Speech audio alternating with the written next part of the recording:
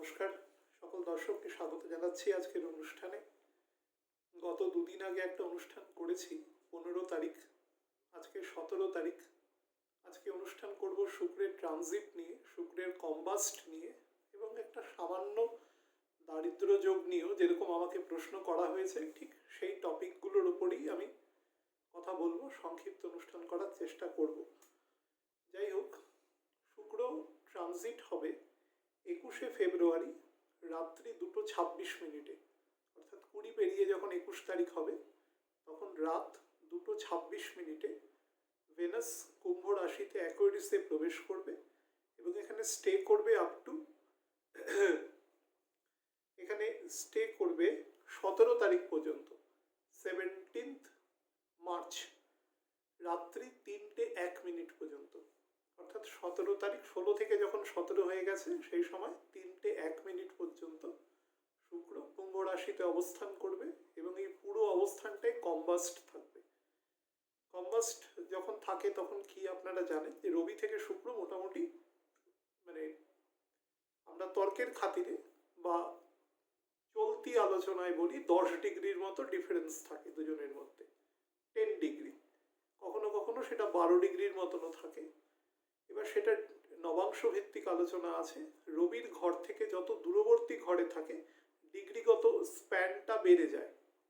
এগুলো কেন বেড়ে যায় সেগুলো নিয়ে পৃথক আলোচনা করতে হবে। আপাতত জেনে রাখুন যে মোটামুটি 10 থেকে 12 ডিগ্রি পর্যন্ত একেবারে র্যান্ডাম যখন আমরা অ্যাস্ট্রোলজি করি, অর্থাৎ এই যে গোচর আলোচনা করছি, তখন সেটাকে কম্বাস্ট বলি। কম্বাস্ট মানে গ্রহকে পরিষ্কার ভাষায়, গ্রহ কিছুটা আমরা বাংলায় বলি অস্ত চলে যাওয়া, বা অনেক অনেক রকম কথা বলে। অ্যাকচুয়ালি কম্বাস্ট শব্দের প্রকৃত মানে হচ্ছে গ্রহের তার নিজস্ব কিছু গুণ আছে, সেই গুণগুলো কিছুটা ডিসেপটিভ একটা সেন্সে চলে যাওয়া, অর্থাৎ গ্রহ তার নিজস্ব কারকতা অনুসারে পূর্ণ ফল দিতে অক্ষম থাকা।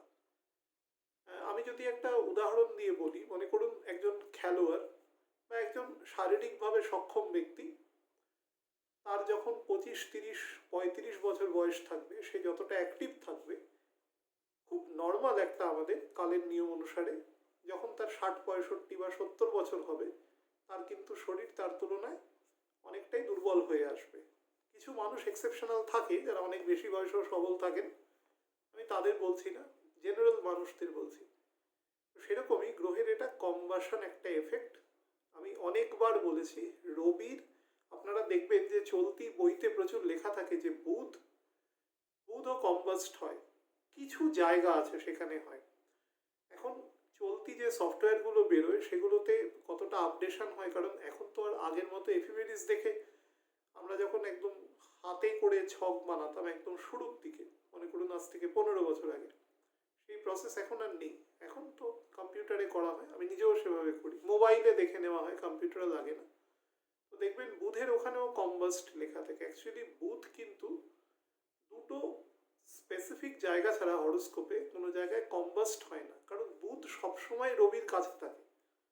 রবির কাছে যে সবসময় থাকে, সে নতুন করে আর কম্বাস্ট কি হবে? তার তো প্রকৃতি হচ্ছে অতিরিক্ত টেম্পারেচার নেওয়া। অনেকবার আলোচনায় বলেছি যে বুধের একদিন, অর্থাৎ বুধ নিজের অক্ষের ওপরে যে সময় ঘোরে, তার থেকে বুধ সূর্যের চারিদিকে কম সময় ঘোরে। অর্থাৎ বুধের ওখানে 1 বছর অ্যাকচুয়ালি একদিনের থেকে কম হয়। সেই কারণে বুধের যে দিকটা সূর্যের দিকে থাকে সেদিকটা পুড়ে যায়, উল্টো দিকটা মারাত্মক ঠান্ডা থাকে। এটা বুধের একটা ডুয়ালিটির কারণ। দেখবেন বুধ সম্পর্কে একটা ডুয়ালিটি শব্দ প্রয়োগ করা হয়। এটা ওয়ান অফ দ্য কজেস। বুধের একটা বল, তার একদিকটা প্রচণ্ড গরম, একদিকটা প্রচণ্ড ঠান্ডা। গ্রহটাকে যদি একটা বলের মতন তুলনা করে নেওয়া যায়, সেটা একটা স্পেসিফিক জায়গা। কিন্তু বুধ কিন্তু অ্যাকচুয়ালি কম্বাস্ট হয় না। কিন্তু শুক্র ঠান্ডা প্ল্যানেট, শুক্র কম্বাস্ট হয়ে যায়। এবং শুক্র খুব সফট প্ল্যানেট, শুক্র খুব টেন্ডার। এবং শুক্রের এই সফট লাক্সারি, এগুলো শুক্র কখনো খুব হাই টেম্পারেচার নিতে পারে না। নিতে পারে না বলে শুক্র রবির যখনই কাছাকাছি চলে আসে তখন শুক্রের গুণ নষ্ট হয়। গুণ নষ্ট হওয়া মানে, আর শুক্র কি কি গুণ বহন করে আপনারা জানেন। আমি একবার শুধু রিপিটেশন করে দিচ্ছি আপনাদের, জাস্ট আপনাদের যাতে সুবিধে হয়। শুক্র শুক্র হচ্ছে বেসিক্যালি যে কোনো রকম ভোগ্যপণ্যের সাথে যুক্ত মানুষ, তার সমস্ত গুণ শুক্রের মধ্যে থাকে। শুক্র আর্ট অ্যান্ড কালচারের সাথে যুক্ত যত রকম গুণাবলী আছে সমস্ত গুণাবলী শুক্র বহন করে। অর্থাৎ সেটা গান, বাদ্যযন্ত্র, নাটক, থিয়েটার, যাত্রা, যে কোনো creative field, specially secondary creativity. অর্থাৎ একজন মানুষ ব্যাপারটাকে দেখিয়ে দিল, আরেকজন মানুষ ব্যাপারটাকে ইমিটেট করে দিল। আমি অনেক সময় উদাহরণ দেওয়ার জন্য বলি, দেখবেন অনেক পরিচালকও অভিনয় করেন, কিন্তু দেখবেন যারা নর্মালি অভিনয় জগতে রয়েছেন বা করেন, বা যারা গায়ক গায়িকা, খুব কম মানুষ আছেন তারা নর্মালি স্রষ্টা। গানটা কেউ করেন, মানে কেউ তৈরি করেন, কেউ সুর দেন, কিন্তু তার কণ্ঠস্বরটা এত সুন্দর, সে সেটাকে রিপ্রেজেন্টটা সুন্দর করতে পারে। এটা আমি কখনো বলছি না যে অসংখ্য গায়ক আছে, অসংখ্য কম্পোজার আছে, তারা প্রত্যেকেই গায়ক, কিন্তু খুব কম লোকই আছেন যারা গান গায়েন অ্যাকচুয়ালি। অর্থাৎ গান লিখছেন, সুরও দিচ্ছেন, গানও গাইছেন, এরকম মানুষ। অর্থাৎ যেখানে রবি, চন্দ্র, শুক্র তিনটে, বিশেষ করে রবি শুক্রের তিনটে দুটো বিপরীতধর্মী গুণ থাকা মানুষ এরকম খুব কম পাওয়া যায়। নেই বলবো না, খুব কম আছে, এবং যারা আছে তারা কিন্তু খুব উচ্চ জগতে আছে। এটাও খেয়াল করে দেখবেন যদি দশা একটু সাপোর্টিভ হয়। নর্মালি শুক্র সেকেন্ডারি ইমিটেশনটা খুব ভালো করতে পারে। শুক্রের মধ্যে স্কাল্পচারিং, শুক্রের মধ্যে সফটওয়্যার রিলেটেড কাজ, শুক্রের মধ্যে যে কোনো কারুশিল্প, যে কোনো জিনিসকে ইমাজিনেটিভ একটা জায়গায় নিয়ে যাওয়া। অর্থাৎ কোনো কার্টুন, যারা এই অ্যানিমেশন, এই সমস্ত ফিল্ডে কাজ করে, তারা সব শুক্রের এফেক্ট। এগুলো শুক্রের অ্যাকচুয়াল, আপনাদের আমি ট্যাগ লাইন যদি বলে দিই, শুক্র অ্যাকচুয়ালি একটা হ্যালুসিনেশন। শুক্র সবসময় কল্পনার জগতে থাকে, অর্থাৎ কল্পনার সাথে যুক্ত যে কোনো জিনিস শুক্র ইন্ডিকেটিভ। শুক্রের সাথে শুক্র হচ্ছে পুরোপুরি মেটেরিয়াল প্ল্যানেট, এবং রাজসিক এবং তামসিক গুণ সম্পন্ন। শুক্রের মধ্যে বিন্দুমাত্র সাত্ত্বিক গুণ নেই। বহু মানুষ তর্ক করেন, কিন্তু বহু পণ্ডিতের একদম টিকা আছে, যারা পুরাণ পড়েছেন তারা জানেন, টিকা আছে একদম, যে শুক্রের মধ্যে কিন্তু জ্ঞান যদি বলেন, সেটা বৃহস্পতির সমপরিমাণ জ্ঞান শুক্রের মধ্যে আছে, কিন্তু শুক্র কখনো সেই জ্ঞানকে কখনো পজিটিভ জায়গায় ইউটিলাইজ করে না। আমি বলছি না নেগেটিভ জায়গায় ইউটিলাইজ করে, কথাটাকে উল্টে ধরে নেবেন না। শুক্রের অ্যাপ্লিকেশন অফ মাইন্ডটাই একটু ডিফারেন্ট হয়। শুক্র একটু ডিফারেন্ট প্ল্যানেট, সেই জন্য সৌরজগতের মধ্যে ঈশ্বর বানানোর সময় শুক্রকে একটা ইন্ডিকেশন দিয়ে দিয়েছে। গ্রহগুলো যেদিকে সূর্যকে প্রদক্ষিণ করে, শুক্র তার উল্টো দিকে প্রদক্ষিণ করে। শুক্রের রোটেশনটা, মানে আমি যদি রাহু কেতুর মতন ধরি, কেতু কিন্তু ক্লকওয়াইজ ঘোরে, বাকি গ্রহগুলো যদি বকরি না থাকে তাহলে অ্যান্টি ক্লকওয়াইজ ঘোরে। তো শুক্র সেরকম। দেখবেন আপনি যখন সূর্য ডোবে তখন পশ্চিম আকাশে এবং ভোরবেলা পূর্ব আকাশে দেখা যায়, একদম উল্টো। কারণ তো রোটেশনটাই আলাদা, যদিও সেটা পৃথিবীর আহ্নিক গতির জন্য হয়, বার্ষিক গতির জন্য নয়, কিন্তু তবুও শুক্রের ক্ষেত্রে এটা একটা স্পেসিফিক ক্যারেক্টার।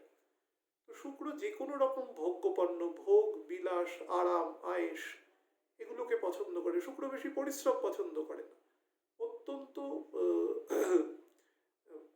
ক্রিয়েটিভ, অত্যন্ত মুডি, অত্যন্ত মন দ্বারা পরিচালিত। চন্দ্র দেখবেন এক্সল্টেড হয় শুক্রের ঘরে গিয়ে, অত্যন্ত মন দ্বারা পরিচালিত। শুক্র চন্দ্রের দুটি যাদের ছকে থাকে, আমার খুব পরিচিত বেশ কয়েকজনের মধ্যে আছে, আমি তাদের দেখেছি, তারা প্রচণ্ড রোম্যান্টিক হয়। তাদের মানে বিবাহিত বলুন, পোস্ট ম্যারেজ বা প্রি ম্যারেজ, সব রকম জীবনে প্রচুর রোম্যান্সেস আসে। অর্থাৎ শুক্র সবসময় বিপরীত জেন্ডারকে আকৃষ্ট করবেই। আমি এরকম অনেক মানুষ দেখেছি। আমি নর্মালি কখনো কারোর ওই রূপ নিয়ে কথা বলি না, কারণ শুক্রের বিষয় ওটা, আমি শুক্রের লোক নই, সে কারণে সেই নিয়ে কথা বলি না। কিন্তু দেখবেন খুব সাধারণ মানুষ, কিন্তু তার দেখবেন যে বিপরীত জেন্ডারের মধ্যে তার একটা পপুলারিটি আছে। ঠিক উল্টো এরকম আছে, আমি অনেক লোককে দেখেছি খুব সুপুরুষ, কিন্তু বিপরীত জেন্ডারের মধ্যে খুব একটা পপুলারিটি নেই। এবার এটা কেন নেই, কি জন্য নেই, এর কোনো আপনি সদুত্তর দিতে পারবেন না। এটার একটাই কারণ হচ্ছে শুক্রের মধ্যে এক ধরনের অ্যালিওরমেন্ট আছে, যে অ্যালিওরমেন্টটা অপোজিট জেন্ডারের মানুষই বুঝতে পারে, এবং এটা খুব মারাত্মক অ্যালিওরমেন্ট, খুব মারাত্মক। কারণ কলিযুগে শুক্র এবং রাহু, অ্যাকচুয়ালি রাহু এবং শুক্র এবং মঙ্গল তিনজনে মারাত্মক এফেক্টিভ। এখানে মঙ্গলকে আমি এই মুহূর্তে আলোচনায় আনছি না, আমি শুধু শুক্রের কথা বলছি। তো শুক্র কি করে অপোজিট জেন্ডারের মধ্যে অত্যন্ত তাকে জনপ্রিয় করে। সেই মানুষ খুব সোশ্যাল হয়, শুক্র খুব সোশ্যাল ক্যারেক্টার। দেখবেন যারা অভিনেতা অভিনেত্রী হয়, যারা গায়ক গায়িকা হন, তারা তো এমন না যে কোনো বদ্ধ ঘরে বসে, আমি এরকম যেন একটা বদ্ধ ঘরে বসে একটা রেকর্ড করছি, 10 জনের সামনে এমনি কথা বলতে বললে হয়তো বলতে পারবো না। কিন্তু দেখবেন যারা অভিনেতা অভিনেত্রী হয়, হাজার লক্ষ লোকের সামনে বসে গান গেয়ে দিচ্ছে, অনেক সময় অভিনয় করে দিচ্ছে, কৌতুক অভিনয় করছে, বা একটা সিনেমার দৃশ্যে সেটে কত লোক আছে, কত ফ্রি। শুক্রের লোকেরা প্রচণ্ড সোশ্যাল হয় এবং তারা উপরে যে কোনো লোকের সাথে খুব দ্রুত ইন্টারাক্ট করতে পারে, বাট তারা খুব মুডি হয়। কিন্তু রাতে 2টোর সময় মনে হতে পারে কাজ করব, এবং আমি শুক্রের লোকেদের প্রচুর দেখেছি তাদের রাত জেগে কাজ করার হ্যাবিট থাকে।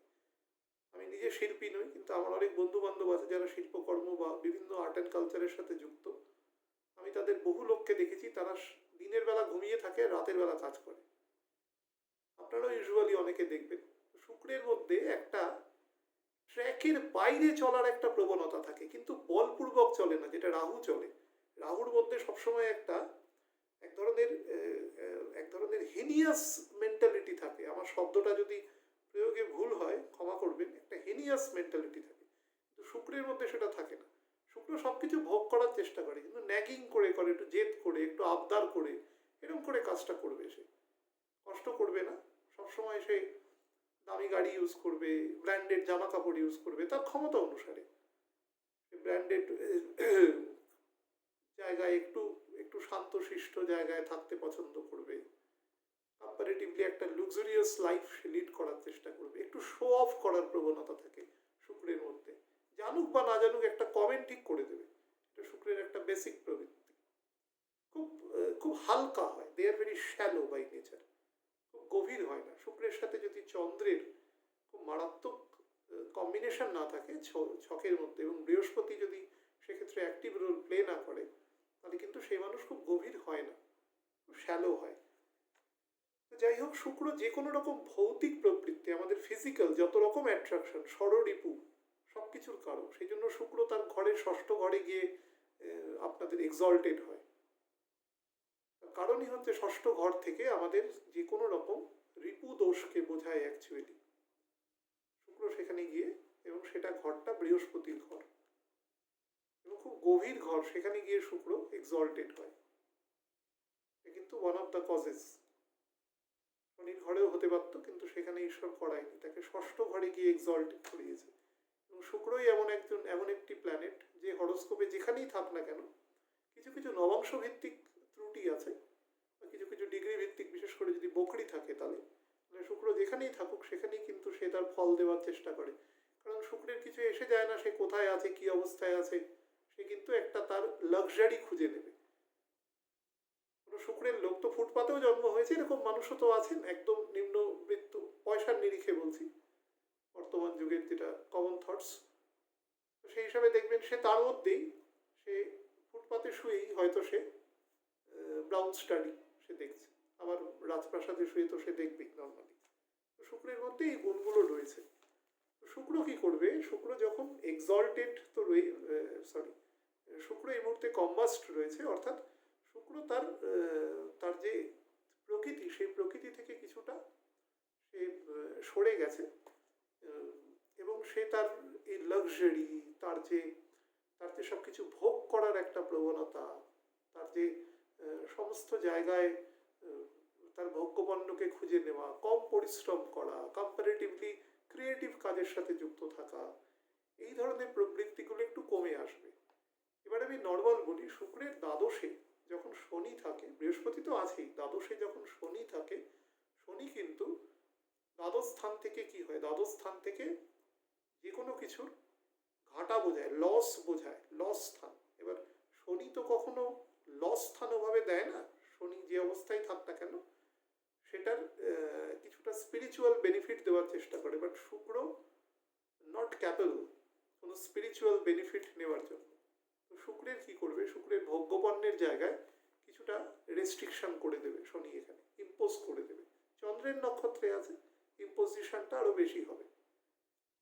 নাম্বার 2 হচ্ছে শুক্রের 4th হাউসে, অর্থাৎ 21 তারিখ শুক্র ট্রানজিট হবে, 22 তারিখ মঙ্গল ট্রানজিট হবে। মঙ্গল এবং রাহু শুক্রের 4th হাউসে থাকবে এবং সেটা শুক্রের নিজের ঘর। তো শুক্রের যে সুখ স্থান, গ্রহের নিজের যে ইন্টারনাল সুখ স্থান, সেই স্থানটা কিন্তু ডিস্টার্বড হয়ে থাকবে। একে তো নিজের ঘরের মধ্যে একটা বিপরীত গ্রহ ঢুকে গেছে, তার মধ্যে রাহু আছে, প্রচুর পরিমাণে শুক্রকে আরো পরিমাণে কল্পনাপ্রবণ, আরো পরিমাণে এক্সট্রাভ্যাগেন্ট এগুলো করবে। কিন্তু মঙ্গল সেখানে এসে জায়গাটার মধ্যে একটা সেই শীতকালের মধ্যে হঠাৎ করে গরমকাল প্রবেশ করে এরকম একটা সিচুয়েশন তৈরি করবে। ফলে শুক্রের যে সুখ, শুক্র ভীষণ টেন্ডার, শুক্র কোনো রকম পরিশ্রম, কোনো রকম কষ্ট নিতে পারে না। একটু গরম লাগবে তো এসি চালিয়ে দেবে, কষ্ট করতে পারে না। তো দ্যাট ইজ ওয়াই ওর সুখ স্থানটা নষ্ট হবে। তো দুদিকে একটা দড়ি টানাটানি থাকবে শুক্রের, বোথ দ্য সাইডস। এই দড়ি টানাটানি, এই টাগ অফ ওয়ার একটা তৈরি করবে, যেটা শুক্রকে অলরেডি কম্বাস্ট আছে, তার সাথে এই দুদিক থেকে একটা সাঁড়াশি আক্রমণ থাকবে শুক্রের উপরে। যার ফলে কুম্ভ রাশির যে গোচর, অ্যাকচুয়ালি যে গোচরটা শুক্র দিতে পারত, তার থেকে কিন্তু কম ফল দেবে।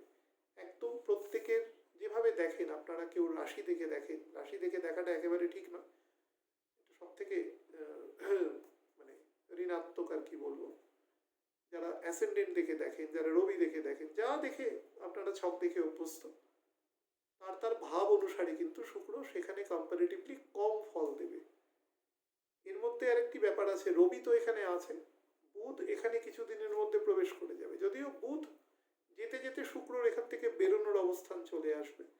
কিন্তু আমি আপনাদের যখন দারিদ্র যোগ নিয়ে আলোচনা করেছিলাম, আপনাদের আমি বলেছিলাম যে কর্কট রাশি, তুলা রাশি এবং কুম্ভ রাশি, এই রাশিতে মোটামুটি 7 থেকে 8 ডিগ্রির মধ্যে যদি কখনো রবি, শুক্র এবং বুধ একসাথে বসে যায়, এটা কিন্তু একটা ক্রাঞ্চ অফ মানি তৈরি করে কিছুক্ষণের জন্য।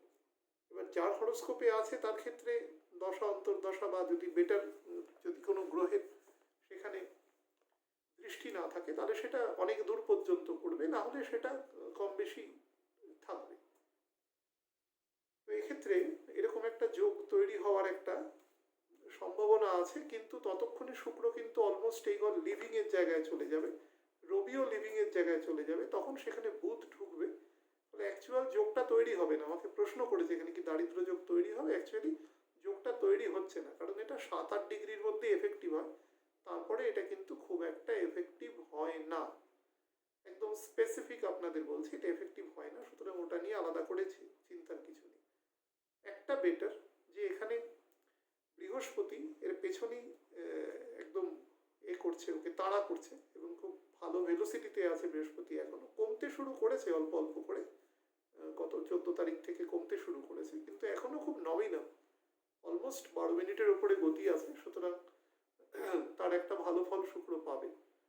আর শুক্র মীন রাশিতে ঢুকেও কিন্তু যে তার খুব গুরুত্বপূর্ণ ফল দেবে তা নয়, কারণ শুক্র কিন্তু এক্সল্টেড থাকবে, শুক্র কম্বাস্ট থাকবে 4th মে পর্যন্ত।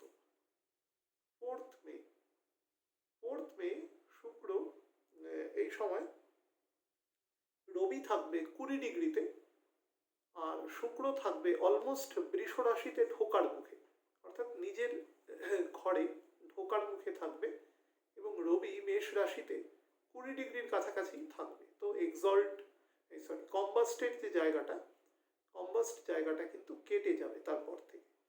ততদিন পর্যন্ত কিন্তু শুক্রের একটা নেগেটিভ এফেক্ট, মানে নেগেটিভ মানে শুক্র যে টাইপের, আমাদের তো কলিযুগ সম্পূর্ণ মেটেরিয়াল লুক্সুরিয়াস আইটেমসের উপর দাঁড়িয়ে আছে, সব কিছুর মেটেরিয়াল দৃষ্টিকোণ থেকে বিচার হয়, অধিকাংশ মানুষ সেটা করেন। তো সেটা কলির একটা নিজস্ব ইন্ডিকেশন। এই হিসাবে শুক্র কিন্তু এখানে তার একটু ডেফার্ড ফল দেবে, একটু কম ফল দেবে তার থেকে। এটা কিন্তু একদম স্পেসিফিক বলে রাখছি, আপনারা ভাববেন না মীন রাশিতে গিয়ে বুধ শুক্র একসাথে নিজভঙ্গ রাজ্য তৈরি করবে। হ্যাঁ, সব করবে, কিন্তু আগে নীচ হবে, তারপরে আগে তারপরে ভঙ্গ হবে। তার সাথে রবিও সেখানে অবস্থান করবে, কিন্তু তার ফলে শুক্র কিন্তু কনস্ট্যান্টলি এক্সল্টেশনের অবস্থাতেই থাকবে। আমি আরবার বলছি, যারা আর্ট অ্যান্ড কালচারের সাথে যুক্ত লোক, আমি আগের ভিডিওটায় আপলোড মানে আমি রেকর্ড করেছি, আমি জানি না সেটা আপলোড হয়েছে কিনা এখনো পর্যন্ত। আজকে 17 তারিখ, আমি 15 তারিখ আপলোড ওই রেকর্ড করে রেখেছিলাম মঙ্গলের ট্রানজিট নিয়ে। যাই হোক, সেটাও যখনই আপলোড হোক আপনারা পারলে দেখে নেবেন। এখানে কিন্তু একটা জিনিস সবসময় মনে রাখবেন, শুক্র এখন যেখানে আছে, শুক্র থেকে অ্যাকচুয়ালি 10th হাউসে কেতু বসে রয়েছে এবং 4th হাউসে শুক্র থেকে, হ্যাঁ, 4th হাউসে রাহু এবং মঙ্গল বসে রয়েছে। তো শুক্র সুখ স্থান ডিস্ট্রয় হচ্ছে। শুক্রের দ্বাদশ স্থান শনি রেস্ট্রিকশন করে রেখে দিয়েছে। দ্বাদশ স্থান থেকে আমাদের ব্যয়ও তো বোঝায়। শুক্র ব্যয় করতে ভীষণ ভালোবাসে। শুক্র ভোগ্যপণ্য কিনবে সবসময়। পকেটে পয়সা না থাকলে শুক্রের লোক বাঁচতে পারবে না, খুব কঠিন তার পক্ষে বেঁচে থাকা।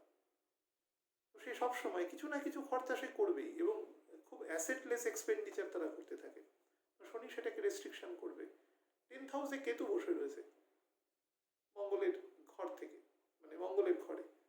তো কেতু বসে থাকার জন্য সেও কিন্তু তার শুক্রের যে নর্মাল কর্মকাণ্ড, সেটা মঙ্গলের ঘরের সাথে ইন্ডিকেটিভ হয়ে যাওয়ার জন্য সেই কর্মের জায়গাটা, মঙ্গল যেহেতু নিজের 4th হাউস, শুক্রের 4th হাউসে বসে থাকবে, সেও কিন্তু খুব একটা বেটার ফল দিতে পারবে না।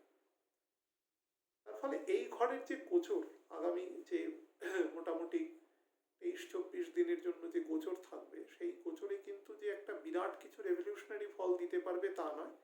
বিশেষ করে বৃহস্পতি যতক্ষণ পর্যন্ত 27 ডিগ্রির কাছাকাছি না চলে আসছে, ততক্ষণ পর্যন্ত ফল দেওয়ার মতন জায়গায় কোনো প্ল্যানেটই খুব একটা থাকছে না। শনি তো যেরকম টাইপের ফল দেয় সেটা সে দিচ্ছে, কিন্তু বৃহস্পতি কিন্তু একদম ক্রাঞ্চ করে দিয়েছে জায়গাটাকে। বৃহস্পতি 27 ডিগ্রি ক্রস করবে মোটামুটি মার্চ মাসের মাঝামাঝি জায়গায় গিয়ে। তারপর থেকে ও এলিজেবল হবে আস্তে আস্তে ফল দেওয়ার জন্য, এবং শুক্রও আস্তে আস্তে এলিজিবিলিটি পাবে। মনে রাখবেন, রবি থেকে যতক্ষণ পেছনে আছে ততক্ষণ তার নেগেটিভিটিটা বেশি থাকে। রবি থেকে যত ডিস্টেন্স বাড়াতে থাকবে তত এলিজিবিলিটি শুক্রের, মানে কম্বাস্ট এলিজিবিলিটিটা কাটতে থাকবে, কম্বাসনটা কাটতে থাকবে। মোটামুটি 5-6 ডিগ্রি ডিফারেন্স যখনই হয়ে যাবে, ওই এপ্রিল মাসের মাঝামাঝি জায়গায় গিয়ে পয়লা বৈশাখের সময়, তখন থেকে কিন্তু শুক্র আস্তে আস্তে তার নিজস্ব ফর্মে ফিরবে এবং ফল দেওয়ার চেষ্টা করবে। অ্যাজ এ হোল, যারা ভেহিকেল চালান, ভেহিকেলের সাথে যুক্ত, যারা উচ্চ রক্তচাপের মানুষ আছেন, তারা খেয়াল রাখবেন। দুটো বিপরীত ধর্মী জিনিস বললাম, একটা শরীর একটা ভেহিকেল, কিন্তু দুটোর মধ্যে যোগাযোগ আছে। অর্থাৎ যারা ড্রিঙ্ক করার প্রবণতা আছে তারা কিন্তু রাতের দিকে বুঝে করবেন, না হলে কিন্তু রাতের দিকে প্রেশার বাড়িয়ে দেবে। তার সাথে যারা একটু ওভার ইট করা বা কনস্ট্যান্ট ইট করার একটা হ্যাবিট আছে, খায় সবসময় কিছু না কিছু খাচ্ছে, তারা কিন্তু সাবধানে থাকবে খুব। এই হ্যাবিটটা চেষ্টা করবেন মানে ত্যাগ করার। নির্দিষ্ট সময় অন্তরই খাওয়া দাওয়া করবেন। শুক্র কিন্তু ভীষণ উল্টোপাল্টা খাওয়ার দিকে একটা হ্যাবিট তৈরি করে, এবং যেহেতু 4th পজিশনে মঙ্গল এবং রাহু আছে, রাহু কিন্তু লোভ তৈরি করবে। মনের যে ইচ্ছে আছে সেটা মিটতে দেবে না রাহু, আর শুক্রও কিন্তু ওই সাথে ভেসে যাবে। দুজনের মধ্যে মানে কার্যের পদ্ধতিগত একটা ডিফারেন্স আছে, কিন্তু দুজনের মোডাস অপারেন্ডি কিন্তু এক, সেটা হচ্ছে ভোগ করা হেন তেন প্রকারে। শুক্র সেটাকে নিজেকে একটু ভালো দেখিয়ে ভোগ করার চেষ্টা করবে, আর রাহু একেবারে প্রথম থেকেই ব্র্যান্ডেড যে আমি চোর, সুতরাং আমার কোনো অসুবিধে নেই, শুরু থেকেই আপনাকে আক্রমণের পথে চলে যাবে। শুক্র সেটাকে একটুখানি ক্যামুফ্ল্যাজ করে কাজটা করার চেষ্টা করবে। দুজনের মধ্যে ডিফারেন্স এটা, কিন্তু মোডাস অপারেন্ডি দুজনেরই এক। সেদিক থেকে রাহুর যেহেতু অ্যাম্বিয়েন্সের মধ্যে থাকবে, মঙ্গল থেকে ওখানে একটা কোয়াগুলেশন তৈরি করবে, একটা কম্বাশন এফেক্ট তৈরি করবে, যেটা কিন্তু শুক্রের নিজস্ব আত্মতুষ্টির জন্য কখনোই ভালো নয়। রবিও আছে এখানে, রবি থেকেও 4th হাউসে রয়েছে, সেটাও কিন্তু খুব ভালো নয়। অর্থাৎ রাজা এবং তার যে প্রজা এবং রাজার যে সুখ, সব জায়গাটাই কিন্তু বিনষ্ট হবে। কতদিনই বলেছি, রবির ঘর থেকে এমনিতেই 4th হাউসে কেতু বসে রয়েছে, তো রবিকে কনস্ট্যান্ট সে ভ্রাম্যমান অবস্থায় দেবে, ঘোরাবে, শুধু বসতে দেবে না এক জায়গায়। সেই হিসাবে এই গোচরটাকে আমি এটা মাঝামাঝি জায়গায় বলছি। বাট অবশ্যই মকর রাশিতে যে একটা ক্লাস্টার অফ প্ল্যানেটস হয়েছিল তার থেকে কিন্তু এফেক্ট অবশ্যই ভালো দেবে। গ্রহগুলো ছাড়তে শুরু করছে। 21 তারিখ ভোরের দিকে বুধ ডাইরেক্ট হয়ে যাবে। তো ডাইরেক্ট হয়ে যাওয়ার মোটামুটি 3-4 দিন পর থেকে একটুখানি রিলিফ বোধ করবেন, অন্তত কোঅর্ডিনেশনের জায়গাটা, এই সময়টা কোঅর্ডিনেশনকে খুব এফেক্ট দেবে। সেই জায়গা থেকে একটু বেটার এফেক্ট পাবেন এবং মার্চের মাঝামাঝি সময় থেকে একটু সিচুয়েশন বেটার হবে। অ্যাজ এ হোল চলাফেরা এবং খাওয়া দাওয়া এগুলোর দিকে নজর রাখবেন। আর মহিলাদের ক্ষেত্রে বলবো, যাদের লোয়ার অ্যাবডোমেন প্রবলেম আছে, ফিমেল অর্গানের প্রবলেম আছে, তারা কিন্তু কোনো রকম সমস্যা হলে অবশ্যই ডক্টর দেখিয়ে নেবেন। কারণ শুক্রের কম্বাস্ট অবস্থায় কিন্তু এই জিনিসটা হয়। আর্ট অ্যান্ড কালচারের সাথে যারা যুক্ত মানুষ তারাও সাবধানে থাকবেন স্পেশালি, নাহলে কিন্তু কিছু বিপদ আসতে পারে। কিছুই নয়, অ্যালার্ট থাকবে ব্যাপারটাকে নিয়ে আর কি, অহেতুক ঠিক আছে পরে দেখবো এরকম গাফিলতি করবেন। সমস্যা হলে সঙ্গে সঙ্গে ডাক্তার দেখিয়ে নেবেন। কারণ দশা অন্তর্দশা ভেদে কিন্তু ফল একটু বেশি মাত্রায় নেগেটিভ বা কম নেগেটিভ দুটোই